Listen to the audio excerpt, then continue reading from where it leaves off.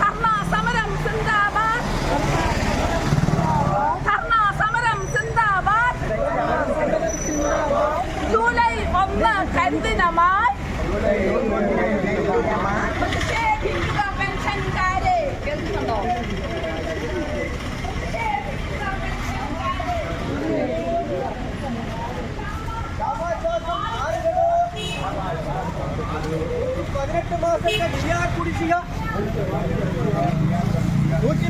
മാസത്തെ ഡിആർ കുടിശ്ശിക ഒന്നും തന്നെ നൽകിയിടാത്ത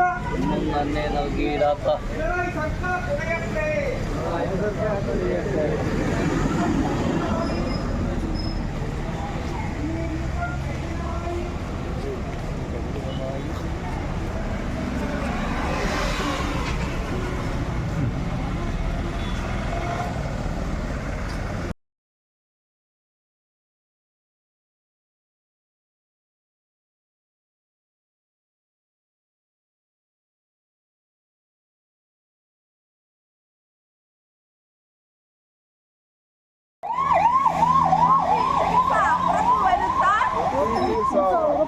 ചികിത്സ ഉറപ്പുവരുത്താൻ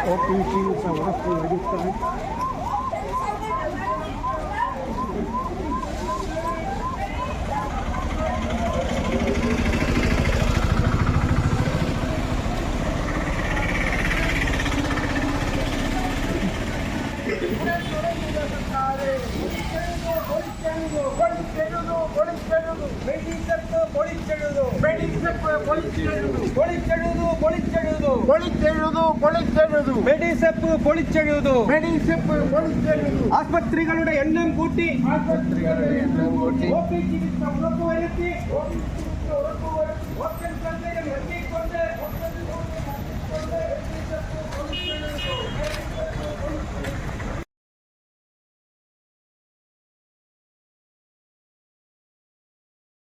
ത്തിന്റെ ഭാഗമായിട്ടുള്ള പൊതുസമ്മേളനം ഉടൻ തന്നെ ആരംഭിക്കുന്നതാണ്. ഈ സമ്മേളനത്തിൽ സ്വാഗതം പറയുന്നതിനായിട്ട് പേരാവൂർ മണ്ഡലം പ്രസിഡന്റ് ശ്രീമതി എൽസമ്മ ടീജയെ ഈ വേദിയിലേക്ക് ആദരപൂർവ്വം ക്ഷണിക്കുന്നു. ഇവിടെ സന്നിഹിതരായിരിക്കുന്ന പേരാവൂർ, കൊട്ടിയൂർ, കേളകം, മുഴക്കുന്ന എന്നീ മണ്ഡലങ്ങളിലെ നേതാക്കന്മാരെ, പ്രവർത്തകരെ, നിങ്ങൾക്ക് അഭിവാദ്യങ്ങൾ.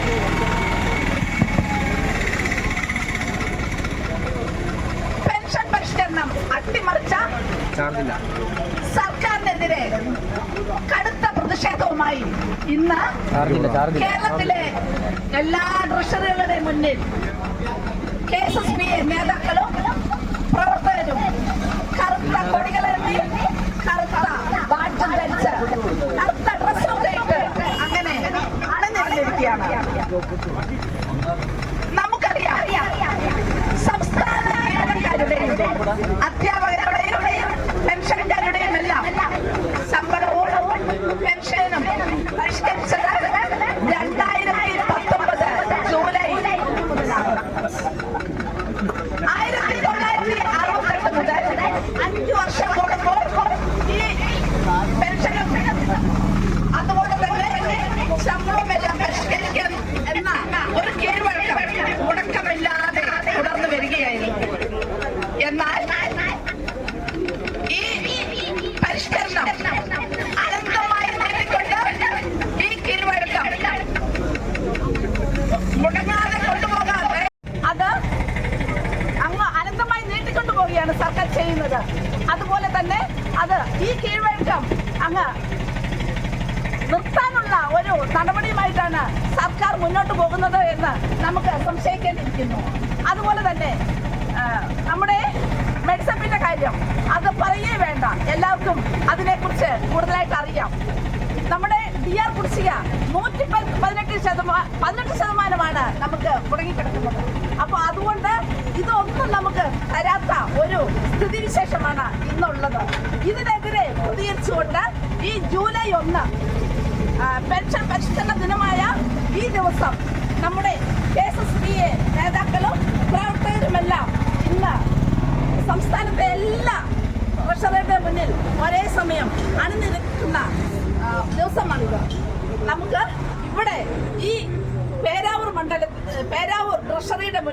വന്നിരിക്കുന്നത് കേളകം, കൊട്ടിയൂർ, പേരാവൂർ, മുഴക്കുന്ന എന്നീ 4 മണ്ഡലങ്ങളിലെ നേതാക്കളും പ്രവർത്തകരുമാണ്. നിങ്ങളെ ഓരോരുത്തരെയും സ്വാഗതം ചെയ്യുക എന്നതാണ് എൻ്റെ കർത്തവ്യം. ഇന്ന് ഇവിടെ ഈ പരിപാടിയിൽ അധ്യക്ഷ സ്ഥാനം വഹിച്ചിരിക്കുന്നത് PV കൃഷ്ണ മാസ്റ്ററാണ്.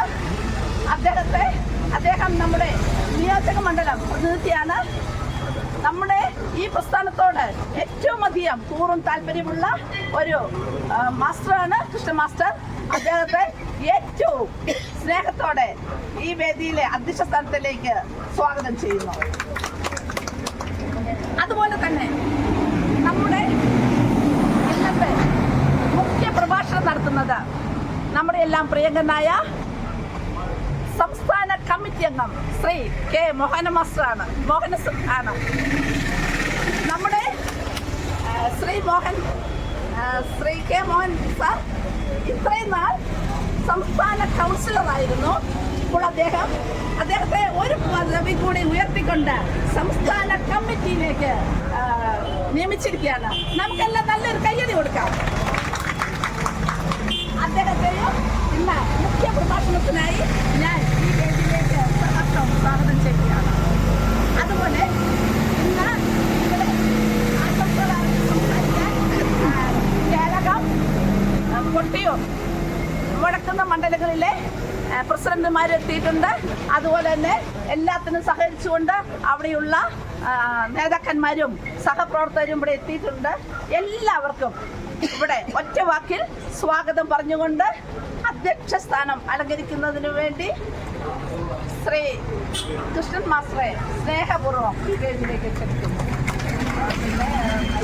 കുടുംബാംഗങ്ങളെ, ഇവിടെ സ്വാഗത ഭാഷകൾ സൂചിപ്പിച്ചതുപോലെ മോഹൻ സാർ ദർശനികൾക്ക് മുമ്പിൽ കരിദിനം ആചരിച്ചുകൊണ്ട് പെൻഷൻകാർ പ്രതിഷേധിക്കുകയാണ്.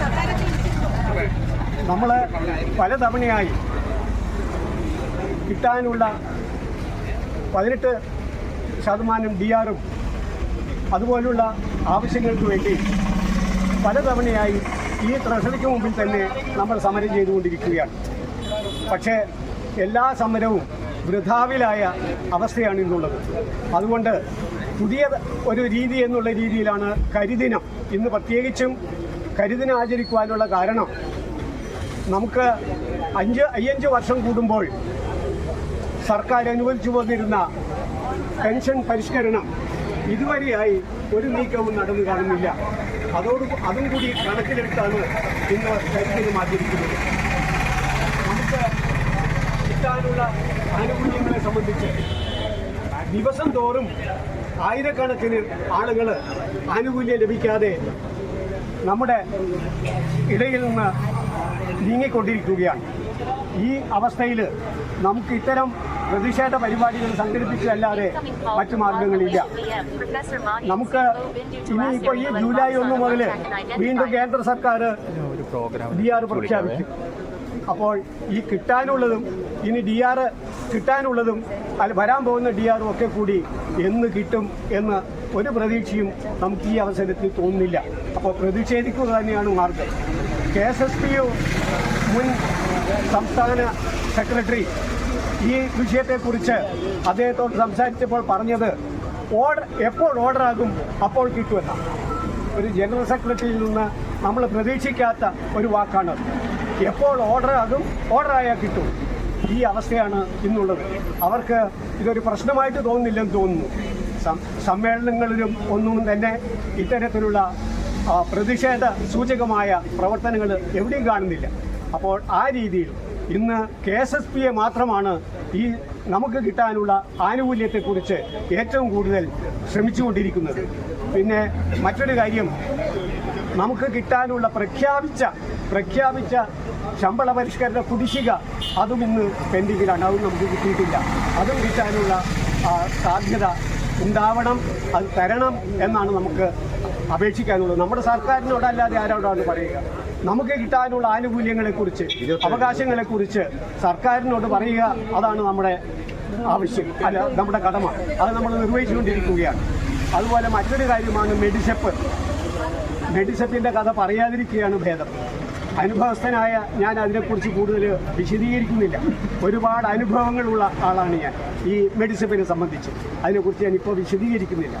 അപ്പോൾ ഈ മെഡിസെപ്പ് ഈ മാസം മുതൽ, അതായത് ജൂലൈ മുതൽ 250 രൂപ കൂടി കൂട്ടി 750 രൂപ. ഇത് ആര് തീരുമാനിക്കുന്നു? ഇവിടെ സംഘടനകളിലെ അംഗീകൃത സംഘടനകളുണ്ട്, ജീവനക്കാരുണ്ട്. ഇവരോടൊന്നും ആലോചിക്കാതെ ഒറ്റയടിക്ക് 250 രൂപ അങ്ങ് കൂട്ടിയിരിക്കുകയാണ്. ഈ മാസം അത് കൂട്ടുമെന്നാണ് പറയുന്നത്. കഴിഞ്ഞത് ജൂണിലേക്ക് തീർന്നു. ഇനി വരാനുള്ളത് 250 രൂപ കൂട്ടി 750 രൂപയാണ്. നമുക്ക് കിട്ടുന്ന, നമ്മൾ വാങ്ങുന്ന പെൻഷൻ അതെങ്ങനെ വിനിയോഗിക്കണമെന്നുള്ള ഒരു ആവശ്യം കൂടി കണക്കിലെടുക്കാതെ കൂട്ടി നൽകാനുള്ള തീരുമാനമാണ് ഉണ്ടായിരിക്കുന്നത്. തീർച്ചയായും നമ്മൾ ഇതിനൊക്കെ പ്രതിഷേധിച്ചേ തീരും. നമുക്ക് പ്രതിഷേധിക്കാതെ അല്ലാതെ മാർഗമില്ലല്ലോ, പ്രതിഷേധിക്കണം. അതിനുവേണ്ടിയാണ് നമ്മൾ ഈ സംഘടന ഇത്തരത്തിലുള്ള പ്രതിഷേധ സൂചകമായ പരിപാടികൾ. ഇപ്പോൾ ഇവിടെ മുദ്രാവാക്യത്തിൽ തന്നെ നമ്മൾ പറഞ്ഞൊരു കാര്യമാണ്, മെഡിസെപ്പ് ആവശ്യമുള്ളവരെടുക്കട്ടെ, അതിനുള്ള ആനുകൂല്യം, അതായത് അത് ലഭിക്കണം എന്നുള്ള ആനുകൂല്യം ആവശ്യമുള്ളവരെടുക്കട്ടെ, അല്ലാതെ അതിൽ നിന്ന് ഒഴിവാക്കണം എന്നാണ് നമ്മൾ പ്രധാനമായിട്ട് ആവശ്യപ്പെടുന്ന കാര്യം. അതുപോലെ തന്നെ എല്ലാ ആശുപത്രികളിലും ഇത്തരത്തിലുള്ള മെഡിസെപ്പ് സൗകര്യങ്ങൾ ഉണ്ടാവുക. അതുകൂടാതെ തന്നെ OP കൂടി ഈ മെഡിസെപ്പിന് ആനുകൂല്യം ലഭിക്കാനുള്ള അവസരം ഉണ്ടാക്കുക. ഇത്രയും കാര്യങ്ങളൊക്കെയാണ് നമ്മൾ ഇന്ന് ഈ പ്രതിഷേധ സൂചകമായി നടത്തുന്ന കരിദിനത്തിൽ നമ്മൾ ആവശ്യപ്പെടുന്നത്. ഇതിനൊക്കെ പരിഹാരം ഉണ്ടാകണം എന്ന് മാത്രം ആവശ്യപ്പെട്ടുകൊണ്ട് ഈ പരിപാടിക്ക് മുഴുവൻ ആശംസകൾ അർപ്പിച്ചുകൊണ്ട് ഞാൻ നിർത്തട്ടെ. ശ്രീ കെ മോഹൻ സാറിനെ ക്ഷണിച്ചുകൊള്ളുന്നു.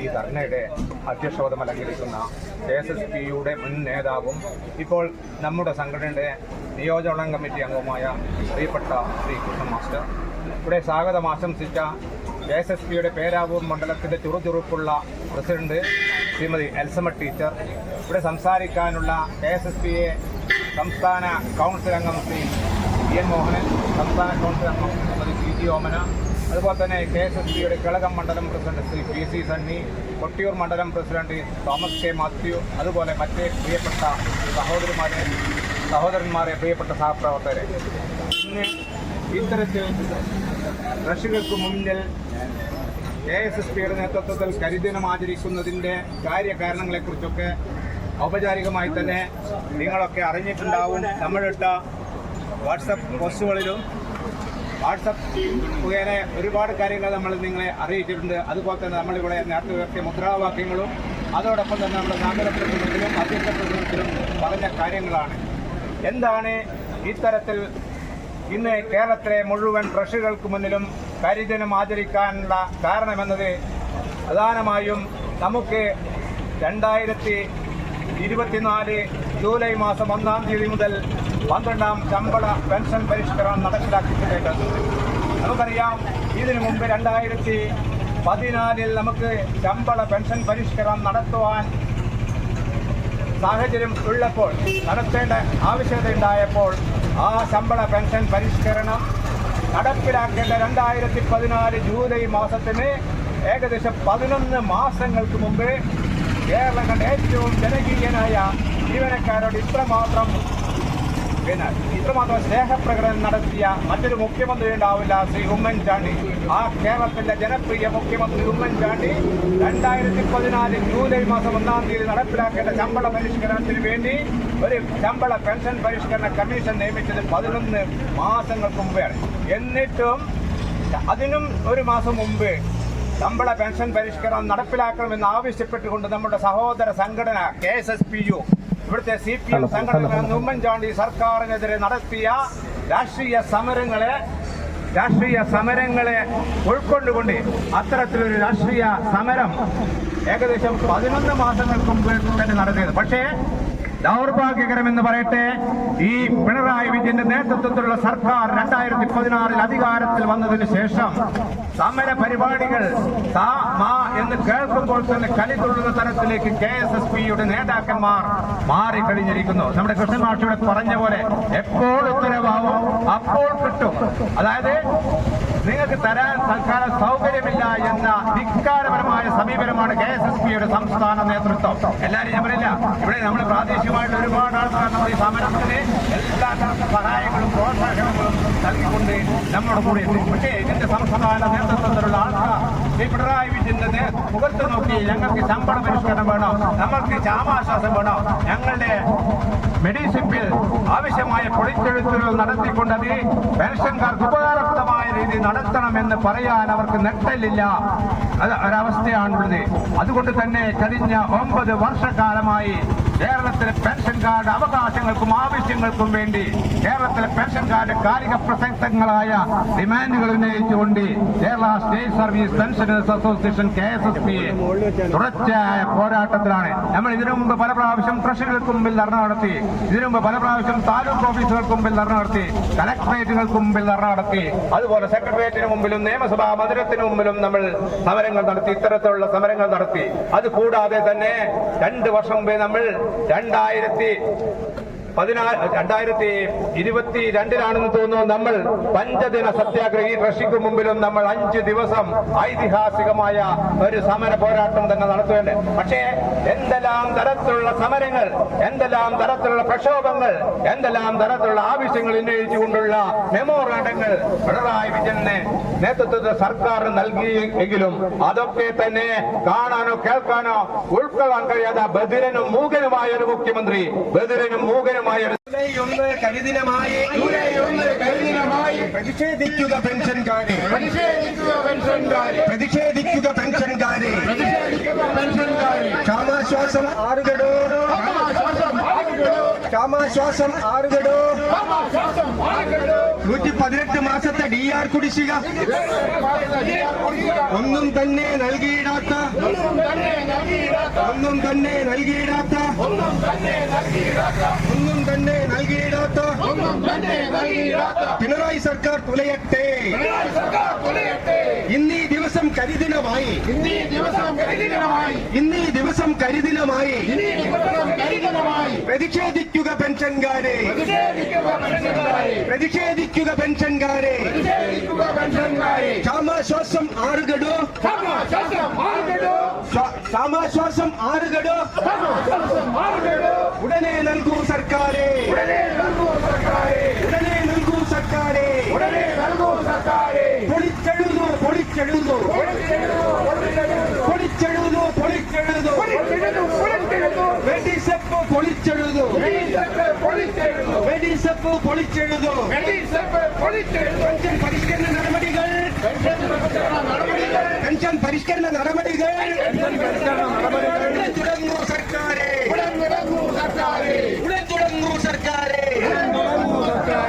SSPA സിന്ദാബാദ്, SSPA സിന്ദാബാദ്, SSPA സിന്ദാബാദ്.